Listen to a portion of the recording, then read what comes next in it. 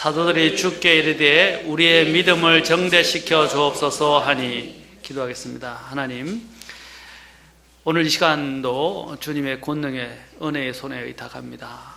주님 함께 해 주옵소서. 우리의 믿음을 정대시켜 주옵소서. 예수님의 귀한 전함을 받들어 기도합나이다. 아멘. 제가 지난 시간에 죽은 믿음, 믿음의 종류들에 대해서 말씀드렸습니다. 죽은 믿음, 헛된 믿음. 자, 오늘 이 시간에는 적은 믿음에 대해서 보겠습니다. 적은 믿음. 자, 적은 믿음의 첫 번째는 두려워하는 믿음임을 이야기하고 있습니다. 확신에서 오는 요동하지 않아야 되는데 이 확신이 없고 두려워하는 것. 이 두려움을 극복하는 믿음은 바로 믿음의 성숙도입니다. 이 하나님의 사랑이 우리 안에서 완전하게 될 때 우리는 그 모든 두려움이 우리 안에서 물러나게 됩니다. 그런데 하나님의 그 완전한 사랑이 우리 안에서 완전하게 되지 아니할 때 우리는 의심을 하게 되고 또 우리는 두려워하게 됩니다. 마태복음 8장에 보면 그 부분에 대해서 주님이 말씀하셨습니다. 특히 주님께서 배에 오르셨고 그분의 제자들이 그분을 따라서 배에 이제 따라가게 되었습니다. 그런데 그 배를 타는데 그 폭풍이 일어나서 배가 파도에 덮이게 되고 또 그런데 그러한 와중에 주님께서는 배에서 주무시고 계셨습니다. 그러자 제자들이 두려워하며 주님을 깨우면서 주님, 우리를 구원하소서, 우리가 죽게 되었나이다 라고 주님께 굉장히 다급하게 호소했습니다. 그러자 주님께서 그들에게 말씀하셨습니다. 오 믿음이 적은 자들아, 믿음이 적은 자들아, 너희가 어찌하여 두려워하느냐 하시고 바람과 바다를 꾸짖으니까 그것이 고요하게 되었다고 합니다. 그때 주님께서 그들에게 말씀하셨습니다. 오 믿음이 적은 자들아, 너희가 어찌하여 두려워하느냐. 보시오, 두려움을 물리칠 수 있는 그 능력의 하나님, 또 평안을 주시는 그 하나님이 오늘 그 배에 같이 있는데도 불구하고 제자들은 그 사실을 인지하지 못했습니다. 오늘 오전에 성경 공부 시간에도 우리가 잠깐 언급했지만 빌립보서에 보면 우리가 이런 염려와 두려움이 가장 큰 문제인데 염려와 이 두려움, 염려가 보통 두려움을 동반하거든요. 이 두려움을 어떻게 해결하는가? 첫째는 기도를 통해서. 기도할 때 뭐라고 그랬어요? 아무것도 염려하지 오직 모든 일에 감사함으로 우리가 알릴 것을 하나님께 알리라. 그러면 모든 이해를 뛰어넘는 하나님의 평강이 너희 마음과 생각을 지키시리라 했어요. 이해를 뛰어넘는 하나님의 평강. 그 뒤에는 뭐냐면 이제 너희가 이런 것들을 생각하라 하면서 쭉 나의 목록을 나열합니다.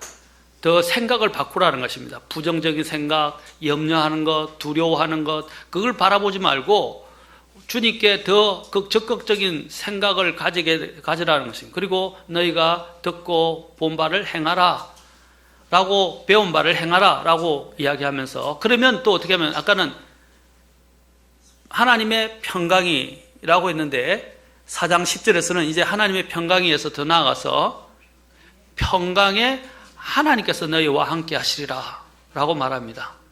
자, 우리가 보십시오. 이런 두려움이 주님을 신뢰하지 못하는 데서 사실 오는 것입니다. 아까 제자들이 그 배에 주님을 모시고 있고 모든 만물을 다스리시고 폭풍과 바람을 다스리시는 그 주님, 그렇죠? 바람과 파도를 다스리시는 주님, 바다를 다스리시는 주님, 그 주님이 그들과 함께 있는데도 그들은 주님을 신뢰하지 못한 거예요. 우리가 정녕 우리 안에 주님을 제대로 모시고 있다면 우리는 동요하지 않습니다. 우리는 두려워하지 않게 될 것입니다. 이런 주님에 대한 확신이 없고 담대함이 없는 사람들을 주님은 뭐라고 말하냐면 믿음이 적은 자들이라고 말합니다. 이것을 극복할 수 있는 방법은 뭡니까? 나와 함께 계시는 주님. 그 주님이 뭡니까? 평강의 하나님이라고 그랬어요. 그 평강의 하나님이 나와 함께 할 때 우리는 참하게 돼요. 요동하지 않아요. 그리고 다윗처럼 누가 나를 핍박하고 나를 대적하는 일이 있더라도 잠을 잘 수 있게 돼요. 시편에서 이야기하는 평안한 잠을 잘 수 있게 됩니다. 하나님께서는 사랑하시는 자들에게 잠을 주신다 그러셨어요. 또 이 적은 믿음의 문제는 뭐냐면 아까 두려워하는 믿음이었어요. 두려워했기 때문에. 또 하나는 의심하는 믿음입니다. 의심하는 것. 마태복음의 14장 23절부터 33절에 이 부분이 나타납니다. 여기서는 또 주님이 아까 마태복음에서는 동일한 내용인데 이제 여기는 동일한 내용과 비슷한데 이제는 베드로와 관련되어 있어요. 주님께서 무리를 먼저 보내시고 기도하러 산으로 가셨다가 이제 저녁이 되셔서 거기 홀로 계셨고 그 위에 이제 제자들이 있는 곳으로 주님께서 걸어오셨어요. 이제 바다에 밤 사경에 예수님께서 바다 위로 걸어오셨는데 제자들이 그분께 오는 것을 보고 불안해하고 또 두려워서 소리를 질렀습니다. 그러자 예수님께서 그들에게 안심하라, 나니 두려워하지 말라 라고 처음에 두려워하지 말라 라고 말씀하셨어요. 그러고 난 이후에 이제 베드로가 주님께 말씀드리기를 주여 만일 주시거든 물 위로 내게 오라고 명하여 주옵소서 명하소서라고 이야기를 부탁을 했습니다. 그러자 주님께서 그래 오라 라고 말씀하셨어요. 그래서 베드로가 정말 얼마나 좋았겠어요. 물 위로 걸어오는 예수님의 모습들은 자기도 물 위로 걸어갈 수 있게 됐어요. 그래서 베드로가 배에서 내려서 예수님께 가려고 물 위로 걸어 내렸습니다. 근데 주변에서 바람이 막 사나워지고 파도가 이런 것을 보고 두려워하다가 물 위로 걸어가던 그 베드로가 물에 빠지기 시작했습니다. 그러자 소리 지르면서 주님 나를 구원해 주셔서 라고 이야기했어요. 그러자 예수님께서 손을 내미시고 그를 건져주시면서 믿음이 적은 자여 라고 말씀하십니다. 그러면서 말씀하십니다. 어찌하여 의심하였느냐. 바로 우리가 이 믿음이 적은 자의 형태는 바로 두려움 가운데 있는 사람 그리고 주님을 의심하는 사람입니다. 의심하는 거예요. 어떻게 의심하냐면 의심은 언제 사냐면 주님을 아까 되게 신뢰하지 못할 때 오는 것입니다. 확신이 없을 때 오는 것입니다.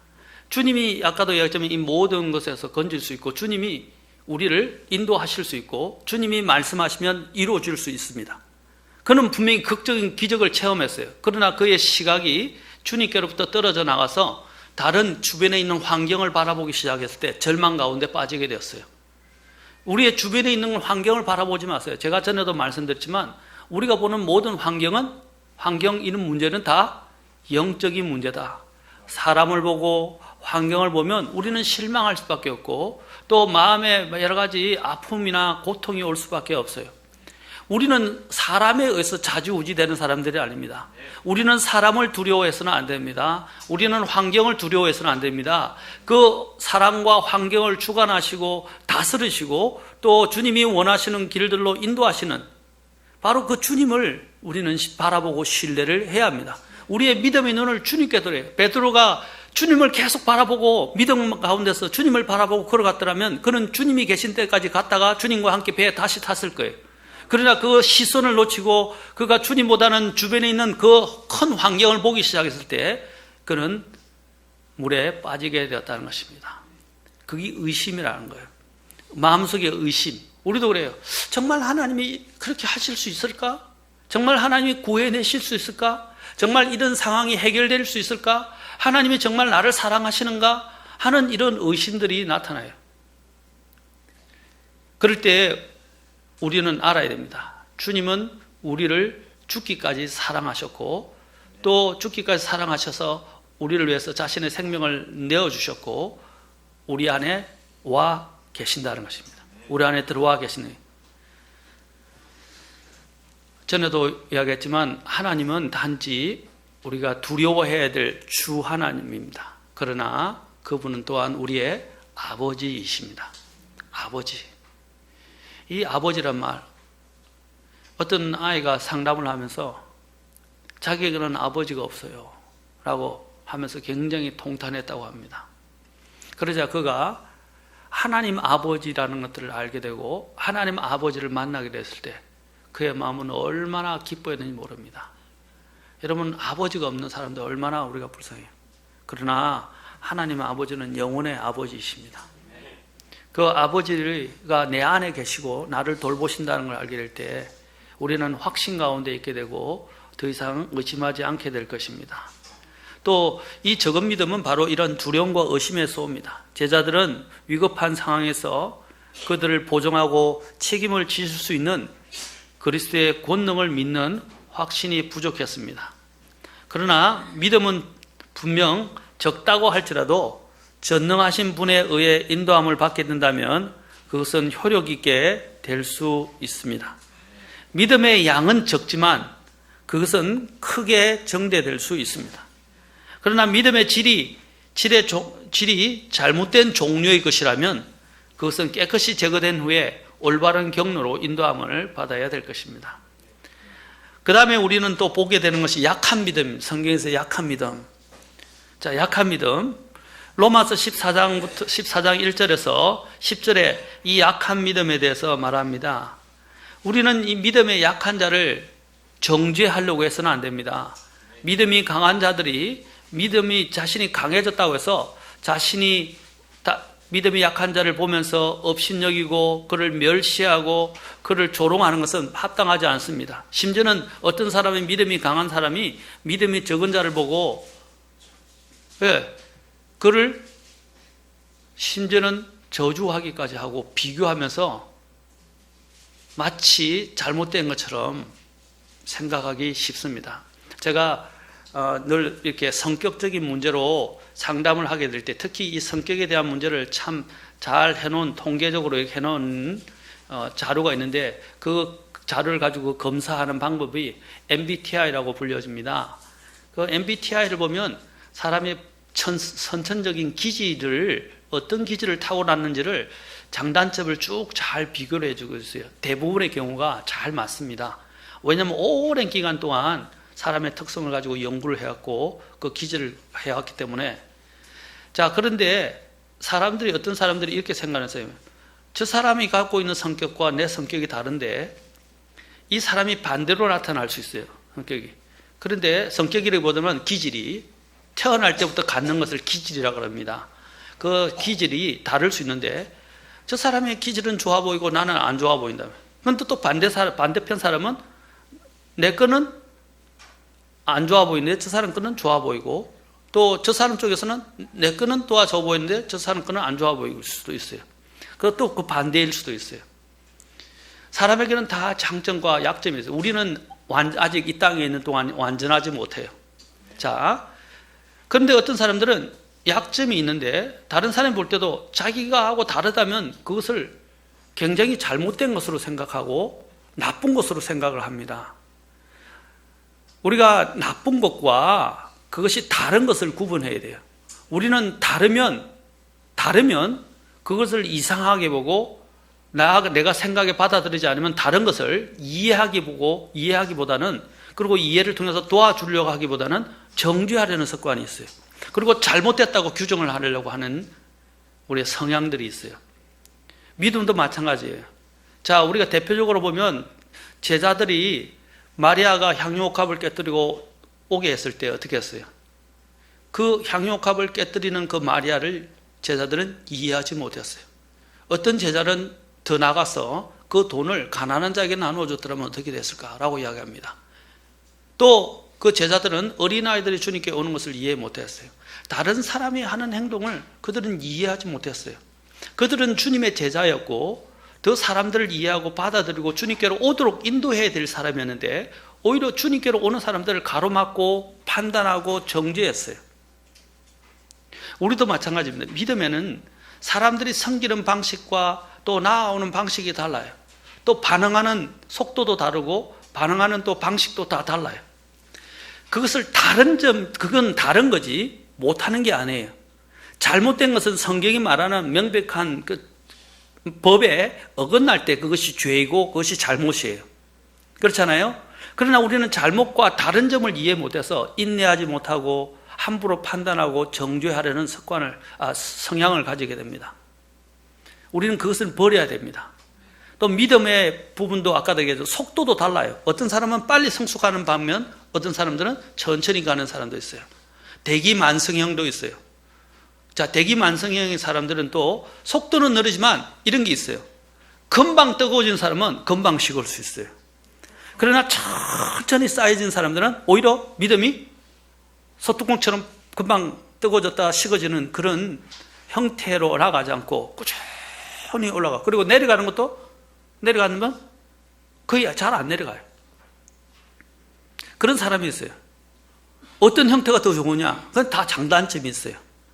다혈질이냐, 담즙질이냐, 이런 것도 각 사람마다 장단점이 있어요. 자, 다혈질이 담즙질을 보고, 담즙질의 사람을 보고, 저 사람은 잘못했다. 왜 저러냐? 라고 이야기할 수 없어요. 또 담즙질의 사람이 다혈질을 보고, 왜 저 사람은 저렇게 날뛸까? 저렇게 성격이 막 왔다 갔다 할까? 그것을 가지고 판단하고 또 이야기할 수 없어요. 자, 다 장단점이 있어요. 내성적이고 외성적인 것도 마찬가지예요. 우리가 믿음은 그 사람의 기질과 많은 기질과도 영향이 있어요. 그 기질의 약점들은 우리가 보완해야 돼요. 주님 안에서. 그리고 또한 그 기질의 장점은 더 강화시켜야 돼요. 우리가 그러기 위해서 우리가 형제 자매들이 존재하는 거예요. 근데 우리는 저 사람 볼 때 나하고 틀린 게 아니고 잘못된 게 아닌데도 불구하고 그것을 자꾸 잘못됐다 그러고 틀렸다 그러고 정죄하면 안 되고 오히려 그것을 위해서 기도해주고 그 사람을 끌어주고 그 사람을 세워줘야 돼요. 본질적인 가장 중요한 것은 뭐냐면 그 사람도 하나님의 형상으로 만드셨다 하는 것입니다. 하나님의 형상. 나만이 아니라 저 사람도 하나님의 형상으로 지원받았다는 거예요. 자, 그래서 로마서 14장 1절에 보십시오. 주님께서 아주 강하게 말씀하셨습니다. 믿음이 약한 자를 너희가 받아들이되 의심에 찬 논쟁은 하지 말라. 어떤 사람은 자기가 모든 것을 먹을 수 있다고 믿고 다른 사람은 약하여 채소를 먹느니라. 이제 먹는 문제에서도 생길 수 있다는 거예요. 먹는 자는 먹지 아니한 자를 업신여기지 말고 먹지 아니한 자는 먹는 자를 판단하지 말라. 하나님께서 그를 받으셨느니라. 다른 사람의 종을 판단하는 너는 누구냐? 다 똑같은 종이라는 거죠. 자, 이렇게 말합니다. 그의 서거나 그의 넘어짐이 그의 주인에게 달려있은즉 참으로 그가 세워지리니 하나님은 능히 그를 서게 하실 수 있느니라. 자, 이것도 마찬가지예요. 어떤 사람은 한 날을 다른 날보다 귀히 여기고 다른 사람은 모든 날을 같게 여기나니 각 사람은 자기 마음에서 완전히 확신할지니라. 제가 전에도 잠깐 말씀을 언급했지만 어떤 사람들은 거듭남을 너무 중시하다 보니까 육신의 생애를 굉장히 육적인 것이고 또 세상적인 것처럼 생각해서 그렇게 자랑하듯이 말해요. 나는 그런 세상 육신의 날을 생일은 기념하지 않아요. 나는 내 거듭난 날을 내 생일로 하면서 그래서 자기가 굉장히 영적이라고 강조를 합니다. 그러면서 육신적인 날을 기억하는 날들을 세속적이고 영적이 못한 사람으로 판단하고 매도하는 경우도 있었어요. 실제 봤어요.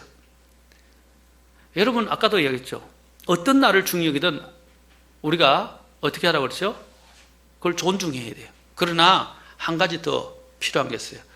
어떤 날을 또 어떤 음식을 먹든 어떤 날을 중요히 여기든 다 뭐라고 했어요? 주님을 위하여 먹고 주님을 위하여 중요히 여기라 이 말입니다. 자, 어떤 사람은 매일매일이 주님의 날이에요. 그런데 어떤 사람은 주일만 주님의 날이라고 생각하는 사람도 있어요. 물론 특별한 주님의 날이에요. 그렇죠? 경배드리는 날이에요. 자, 그런 문제에 있어서 내가 매일매일 주님의 날을 여긴다고 해서 내가 더 영적이다든지 내가 그렇게 그 사람을 그렇지 않은 사람들을 터부시하거나 정죄하려 해서는 안 된다는 것입니다. 우리가 어떤 특정한 날을 중요히 여기는 것고 그러한 믿음을 갖고 안 갖고 있는 것은 그 사람의 믿음의 분량과 그 사람이 주님 앞에서 받은 은혜에 따라서 달라질 수가 있어요. 우리가 이야기하지만 나도 금방 어떤 부분, 다른 부분에 있어서는 믿음에서 넘어질 수 있어요. 그리고 그 사람은 다른 부분에, 그 부분에 있어서는 또 더 크게 일으켜 세워질 수 있어요. 그런 부분들을 인정해야 된다는 것입니다. 약한 믿음은 때가 되면 성장하게 되어 있어요. 우리가 특히 강한 믿음이 강한 사람들은 약한 자에 대한 태도가 어떻게 되죠? 어떻게 되죠? 판단하고 정죄하지 말고 그를 이끌어주고 기도해주고 격려하고 세워줘야 됩니다. 이 약한 믿음은 주님의 손에 달려있어요. 우리가 그 약한 믿음에 주님 앞에 그들이 세워질 수 있도록 도와주십시오. 오히려 아브라함은 또 이럴 때 이 약한 믿음과 관련해서는 충만한 영적 통찰력과 방향 감각이 약한 자들을 대하게 될 때에는 관용하는 마음을 갖고 참거나 기다려주는 것이 필요합니다. 아이들도 양육할 때 참 인내가 많이 필요하죠. 우리가 아이들을 볼 때 어떻게 생각하죠? 어떤 때는 영악하다고 생각할 때도 있어요. 그러나 대부분의 아이들을 우리가 볼 때 약하다 생각하잖아요. 그러니까 아이들을 어떻게 해요? 자, 여러분 부모인데 아이가 이제 그런 말을 시작하기 시작했어요. 그런 말 하는데 애가 자꾸 넘어져요. 야, 이 바보, 뭐야. 너는 내 자식 아냐? 너는 왜 그 모양이야? 맨날 그래 넘어져. 힘도 없어. 그렇게 할 수 있나요? 아니죠. 괜찮아. 일어나. 와, 힘내. 다시 일어설 수 있어. 이렇게 격려해 줘야 되잖아요. 맞습니까? 믿음에도 그렇게 약한 사람이 있는데 그 사람을 자꾸 윽박 지르고 용기를 계속 갖지 못하도록 막말을 하고 상처를 주는 말을 하면 안 된다는 거죠. 기다려요. 우리 아이들을 키울 때도 아이들이 얼마나 인내가 많이 필요해요. 시간이 많이 필요해요. 그런데 우리는 자꾸 급하게 막 애들이 내 성인의 기준에 맞게 자기도 성인이 될 때 시간이 오래 걸리는데도 불구하고 어떻게 생각합니까? 마치 자기는 금방 성인이 잘 된 것처럼 생각을 한다. 내가 걸어온 과정을 잘 기억해야 돼요. 우리 그것은 명언입니다. 개구리가 올챙이 시절을 모른다는 거죠. 내가 이렇게 걸어왔을 때 얼마나 많은 세월 가운데 주님이 인내하시고 많은 사람들의 도움과 인내와 가르침 속에서 내가 이렇게 왔어요. 그런데 나는 그 자리에 섰으니까 이제는 뭐냐면 그 약한 사람들을 볼 때는 금방 내 기준에 와야 될 것처럼 막 푸시하고 그를 막 끌어당기려고 하면 소화할 수가 없어요. 그 사람이 소화할 수가 없어요. 시간을 갖고 기다려야 됩니다. 기도해야 됩니다. 우리 주님이 우리를 기다리는 것처럼. 그래서 우리는 관용하는 마음을 갖고 참거나 기다려주는 것이 필요합니다. 어떤 일의 결정에 있어서 아브라함의 경우에도 정말 어려운 경우에 그는 어떻게 했어요? 나중에는 믿음이 약해지지 않고 오히려 더 강해졌다고 말하고 있습니다. 자, 그래서 우리는 더 나아간 믿음으로 로마서 그 뒤에 14장 19절부터 보세요. 그렇게 말합니다. 우리가 어떻게 해야 되는지 서로 간에 19절에서 이야기합니다. 그러므로 우리가 화평을 이루는 일들과 서로를 세워주는 데 필요한 일을 따를지니라. 뭘 따르라고요? 화평을 이루는 일. 서로를 세워주는 일에 대해 필요한 일을 따를지니라. 그리고 음식물로 인해서 하나님의 일을 망하게 하지 마라. 자, 이 음식으로 약한 자, 음식을 먹을 믿음이 있고 어떤 음식을 먹지 못할 믿음이 있어요. 특히 우상에게 바친 음식 같은 경우. 그건 아무것도 아니라는 거예요. 왜? 하나님이 지으신 모든 음식은 다 선한 것입니다. 우리가 감사함으로 받으면 버릴 것이 없다고 그랬어요. 닭발을 먹든, 내장을 먹든, 선지를 먹든, 그렇죠? 심지어는 우상에게 바쳐진 희생물을 먹든, 어떤 사람들은 그 희생물, 나 못 먹겠어. 우상에게 바친 거 어떻게 보면 냄새나, 생각해도 마음이 안 좋아. 하고 거절하는 사람이 있어요. 근데 어떤 사람은, 먹으면 어때? 음식인데. 하고 먹는 사람이 있어요. 자, 우리가 그것을 먹고 안 먹고는 그게 믿음이 결정하는 게 아니에요. 그건 양심이라고 이야기하는데, 어떤 사람은 먹을 양심이 있고 먹지 못할 양심이 있어요. 그런데 그 양심은 내 것이 아니기 때문에 그걸 의식하는 사람들의 특성에 달렸기 때문에 우리가 고려할 것은 뭐라고 그랬어요? 이게 법의 문제, 하나님의 말씀의 문제가 아니라면 어떻게 하라고요? 그 사람을 위해서 안 먹을 수도 있고 같이 먹을 수도 있다 이 말입니다.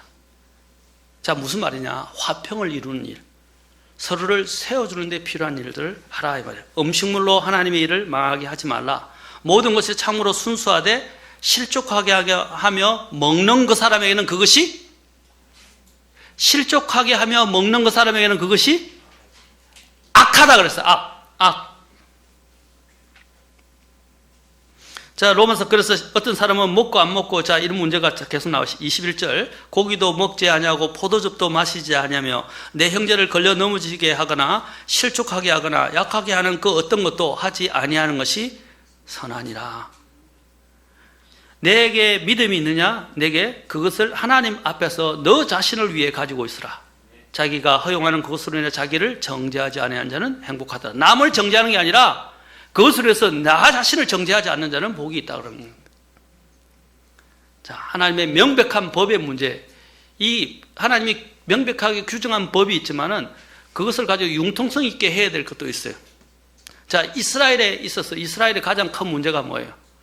그들이 바리새인들의 가장 큰 문제는 이 보통의 사람들이 하는 그런 부분들을 이해 못해서 어떻게 했냐면 손 씻는 유전, 그 다음에 어떤 동물이 사람이 어려움에 처했을 때 안식일에 고치지 않는 그런 어떤 전통들을 가지고 있었어요. 그래서 주님이 오셔서 안식일에 사람을 고치고 또 병든 자를 낫게 하는 것을 보았을 때 그들이 하나님의 법을 어긴다고 그랬어요. 그런데 주님이 뭐라고 말씀하셨냐면 안식일의 주인은 주님이라 하셨어요. 그러면서 주님이 뭐래요? 너희 소가 구덩이에 주일날 빠지면 어떻게 하겠냐는 거죠.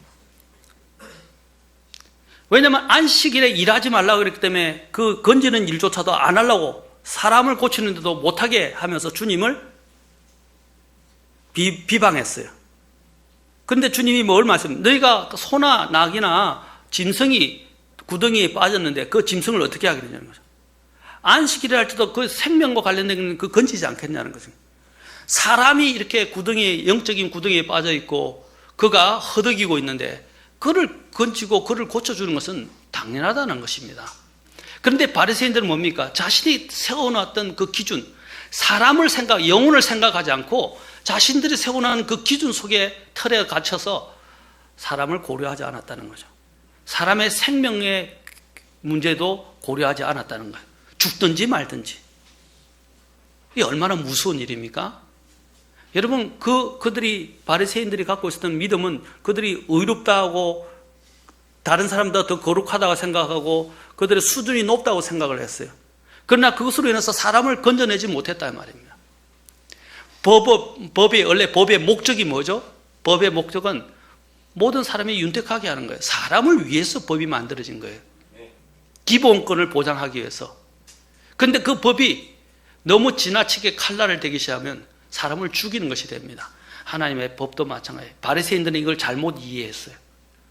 마찬가지로 우리가 명백한 하나님의 법의 문제가 아니라면 우리의 모든 문제는 사람을 세우고 사람을 살리는 데 사용해야 합니다. 아멘? 그게 바른 믿음이고 건강한 믿음이에요. 그리고 그 약한 자가 그 강한 자의 이끌림을 통해서 인도함을 받아서 그 믿음이 강해지게 되는 것입니다. 그 다음에 또한 큰 믿음에 대해서 보겠습니다. 그 다음에는 큰 믿음. 누가복음 7장에 나옵니다. 누가복음 7장 2절부터 10절까지 보겠습니다.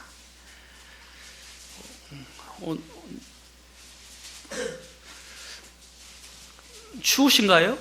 굉장히 지금 더우니까 이제 좀 갑갑한가 봐요. 그래서 사람들이 좀 눈이 무거워지시는 것 같아요. 누가복음 7장 2절부터 10절까지 보면 주님이에게 이제 한 백부장에게 사랑하는 종이 있었는데 그가 병들어 죽게 되었습니다. 그러자 이제 예수님에 대해서 듣고 유대인들의 이 사람이 장로들을 볼 만큼 그는 높은 지위에 있었던 것 같아요. 그리고 잘 알려졌던 사람인 것 같아요. 그래서 장로들을 보내서 그분께서 오셔서 자기 종을 고쳐주실 것을 그분께 간청했다고 되어 있습니다. 7장 4절. 그들이 예수님께 나와 절박하게 그분께 간청하여 이르되 그를 위해 이 일을 하시는 것이 그에게 합당하니이다. 여러분 보십시오. 장로들이 와서 그 사람을 위해서 대변해 주니까 이 백부장이 존경받는 사람이었어요. 심지어는 종교 지도자들에게까지 존경받는 사람이었어요. 그렇죠? 그런데 또 이 백부장이 보면 정말로 대단한 사람임을 볼 수 있어요. 자기나 자기의 가족이 문제가 아니라 심지어는 자기의 종에 불과한 자를 위해서 주님께 장로들에게 요청해서 장로들을 보내서 고쳐달라고 합니다. 그리고 또 장로들이 7장 5절에서 말합니다. 그가 우리 민족을 사랑하고 또 우리를 위해 해당을 지었나이다 하니 이에 예수님께서 그들과 함께 가시더라. 이제 그분께서 그 집에서 멀지 않은 곳에 이르렀을 때 백부장의 친구들을, 이제는 친구들을 그분께 보내어 그분께 이르되 주여 친히 수고하지 마옵소서. 주께서 내 지붕 아래로 들어오심을 내가 감당할 자격이 없나이다. 그러므로 내 자신이 주께 나아갈 자격도 없는 줄로 생각하였으므로 자신이 얼마나 하나님 앞에서 비천한 자인지를 알았습니다. 그러면서 딱 합니다. 오직 한 말씀만 하옵소서. 그러면 내 종이 낫겠나요? 이 말은 주님을 감동시키고도 남았어요. 주님, 제가 오는 걸 감당 못하겠습니다. 저는 너무 큰 죄인입니다. 그냥 제가 그걸 감당 못합니다. 그냥 한 말씀만 하옵소서. 한 말씀만. 여러분, 이게 얼마나 대단한 믿음입니까? 심지어는 자기의 자녀나 가족을 위해서도 아니고 그 종을 위해서 주님께 요청을 하러 장로들을 보내고 또 친구들을 보내서 자기의 집이 친히 주님께서 납시도록 그렇게 하지 않고 그냥 말씀만 하옵소서. 얼마나 대단해요. 주님은 말씀만 해도 다 해결된다는 거예요. 주님은 이스라엘에서 이런 큰 믿음을 보지 못했다고 7장 9절에서 말씀하십니다. 이스라엘에서 이렇게 큰 믿음은 내가 결코 보지 못하니라. 여러분, 주님께서 큰 믿음이라고 말하는 건 뭐예요? 주님의 한 말씀이라도 그걸 믿음으로 확신하고 받아들이고 순종하는 사람입니다. 여러분, 어려움 있을 때 주님께 기도, 믿음으로 주님 말씀만 앞서서 주님이 말씀하시면 다 이루어진다는 거예요. 저와 여러분의 이런 믿음이 있습니까? 주님은 이것을 굉장히 칭찬해요. 이스라엘에서 이렇게 큰 믿음은 내가 결코 보지 못했다 하셨어요. 한 말씀만 하옵소서. 여러분, 주님의 이 말씀은 하나님의 영감으로 기록된 것으로 이 한 말씀 때문에, 한 단어 때문에 죽고 살 수가 있어요. 우리는 그걸 믿어야 돼요. 우리는 어떤 경향이 있냐면 내 마음에 좀 다가오는 구절은 영감이 있고 능력이 있는 것처럼 보고 내 마음에 다가오지 않는 것은 영감이 없는 거라고 이야기하는데, 여러분 신학교에서 가르칠 때 두 가지 영감이 있어요. 축자적 영감이 있고 또 하나는 총체적 영감이라고 그래요. 축자적 영감은 뭐냐면 단어 하나하나에 하나님의 영감, 하나님의 호흡에 생명의 숨결이 다 들어갔다는 거예요. 그 다음에 또 하나는 총체적 영감은 뭐냐면 그 단어뿐 아니라 하나님의 말씀에 처음에 아까 또는 태초에부터 시작해서 마지막 요한계시록 아멘에 이르기까지 모든 전체가 다 하나님의 영감을 받았다는 거예요. 그걸 총체적 영감이라고 그래요.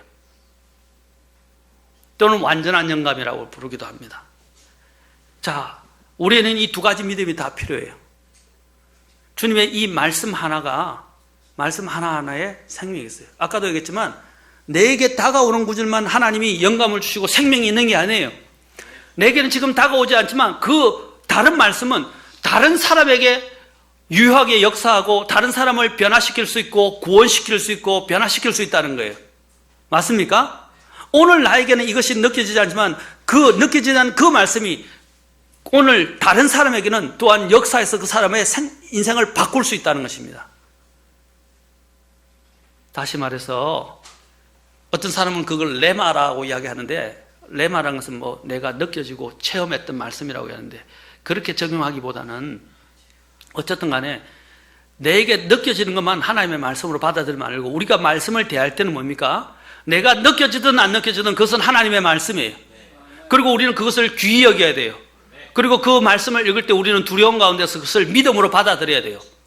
맞습니까? 그것이 큰 믿음이다 이 말입니다. 말씀 하나하나를 보고 떨고 그 말씀을 귀히 여길 줄 아는 마음, 그게 큰 믿음이에요.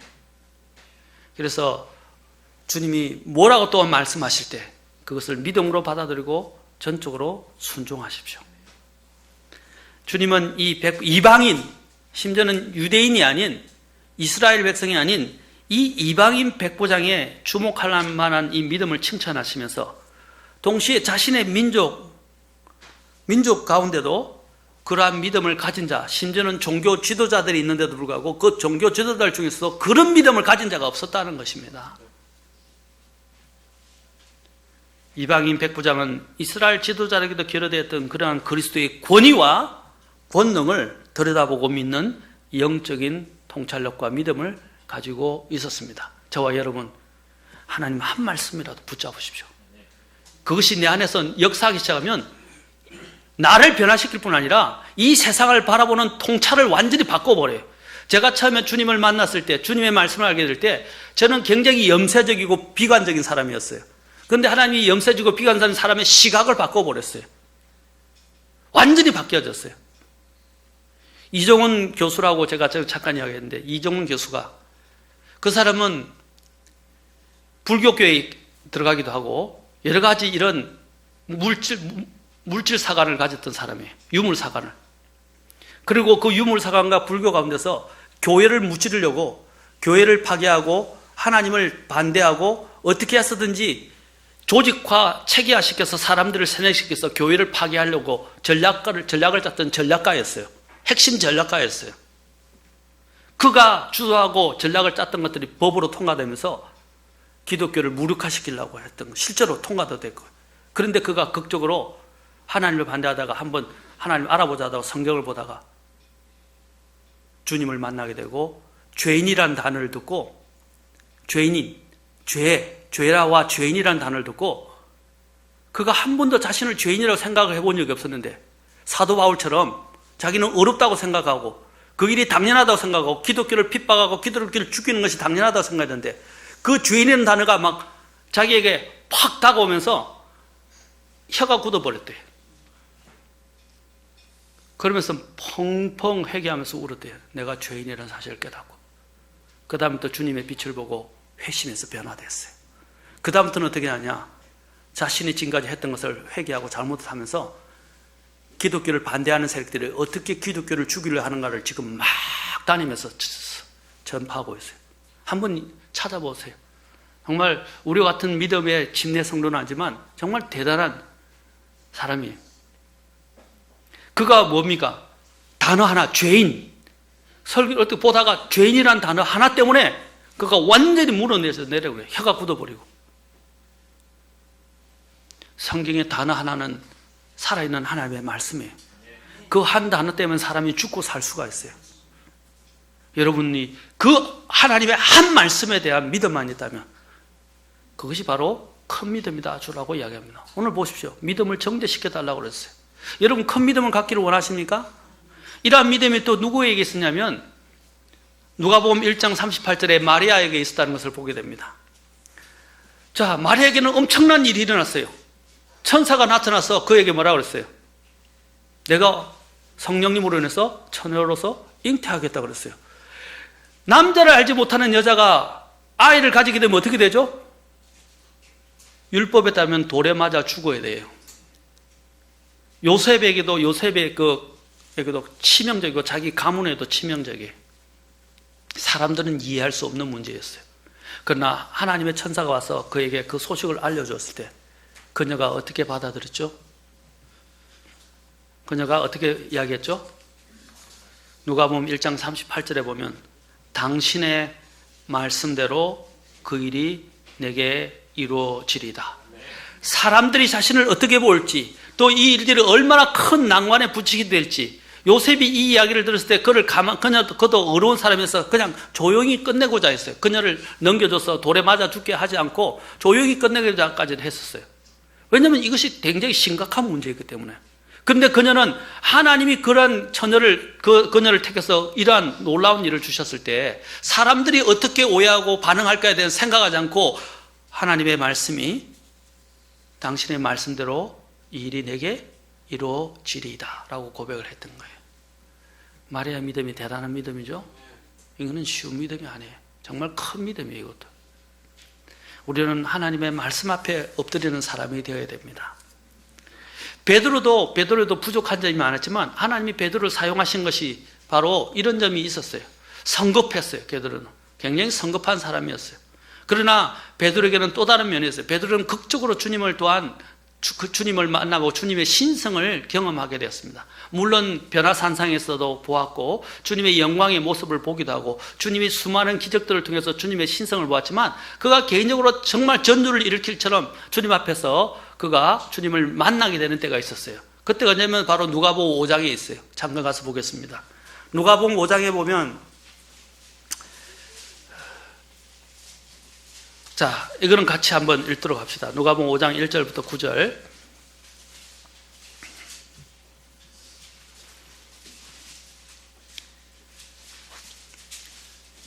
자, 제가 읽겠습니다. 찾으셨으면. 자, 힘을 내십시오. 오늘은 여기까지만 하고 마칠게요, 그러면. 깊은 소식인가 눈을 번쩍 뜨시네. 자, 사람들이 그분께 몰려와 하나님의 말씀을 들으려 할 때 그분께서는 게네사렛 호숫가에 서서 배 두 척이 호숫가에 세워져 있는 것을 보시니라. 그러나 어부들은 배에서 나와 자기들의 그물들을 씻더라. 그분께서 그 배들 중 하나에 오르셨는데 그것은 시몬의 배더라. 그분께서 그가 무태서 조금 나갈 것을 그에게 청하시고 앉으사 배에서 사람들을 가르치시더니 이제 말씀을 거치시고 시몬에게 이르시되 깊은 데로 가서 너희 그물들을 내려 한번 끌어당기라 하시매 시몬이 응답하여 그분께 이르되 선생님이여 우리가 밤새도록 수고하였어도 아무것도 잡지 못하였으나 자 보세요 그럼에도 불구하고 선생님의 말씀에 따라 내가 그물을 내리리이다. 뭐라고 했어요? 자신의 경험. 이거는 프로페셔널한 어부였어요. 전문적인 어부였어요.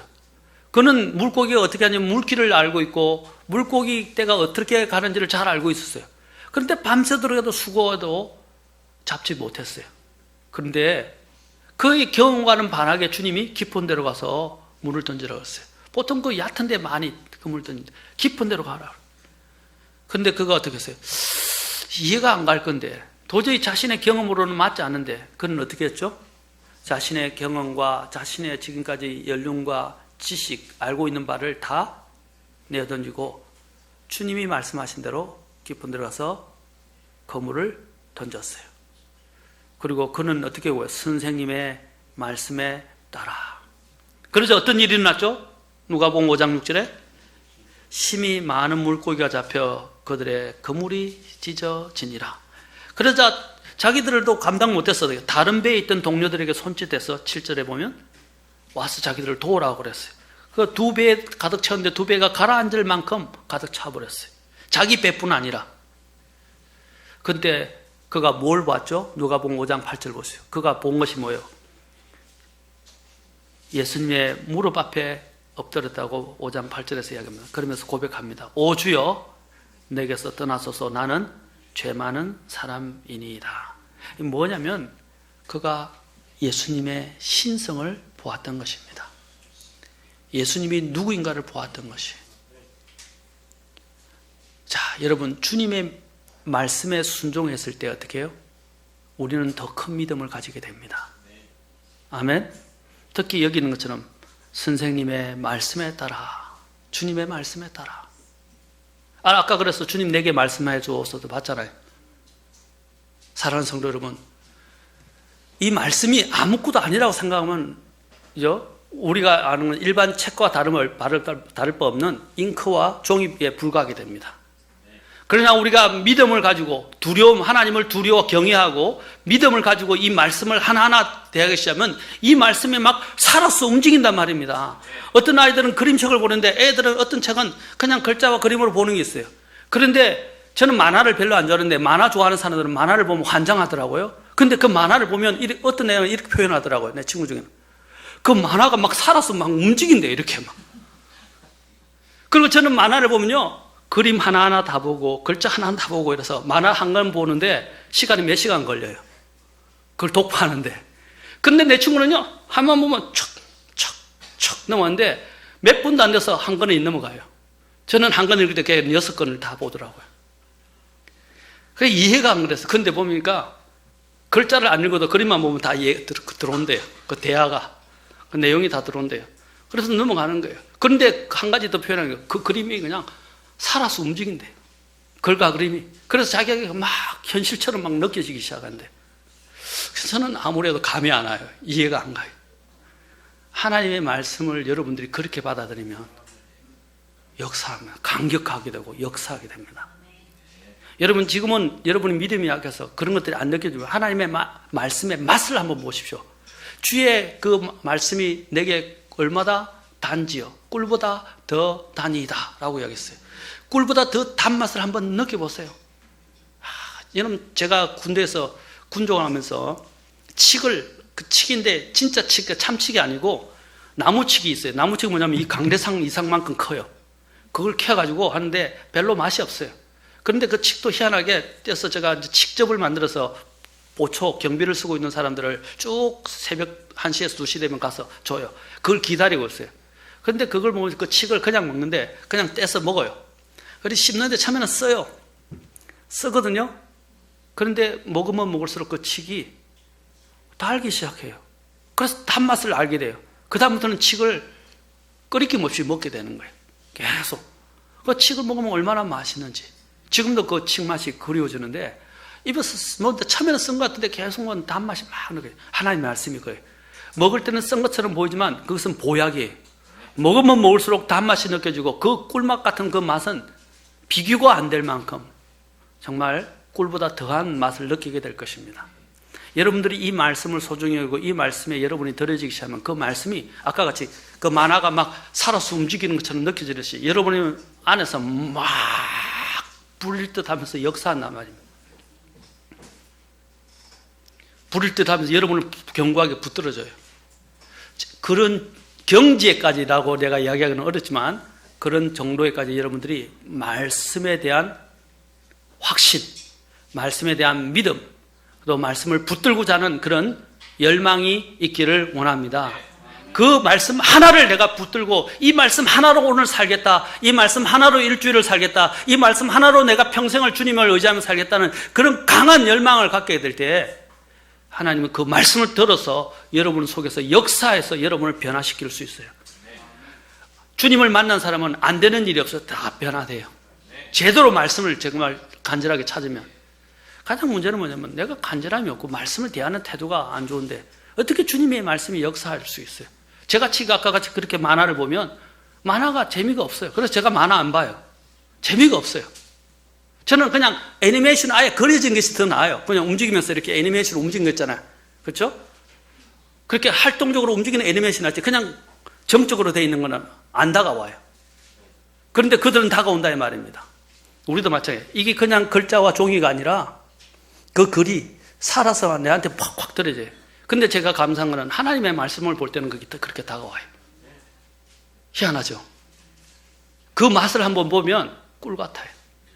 그래서 말씀을 손에 못 넣은 거예요. 그래서 주님께서 뭐래서 밤낮으로 주야로 그 말씀을 묵상하고 복 있는 사람은 그 말씀을 뭡니까? 그의 주야로 묵상하면서 즐거움으로 삼게 됩니다. 여러분 밤맛을 알듯이 하나님의 이 영적인 양식의 맛을 알아가기 바랍니다. 그렇게 되면 여러분이 그 어느 순간 하나님의 큰 믿음으로 여러분 속에 역사하시고 칭찬하실 것입니다. 기도하시겠습니다.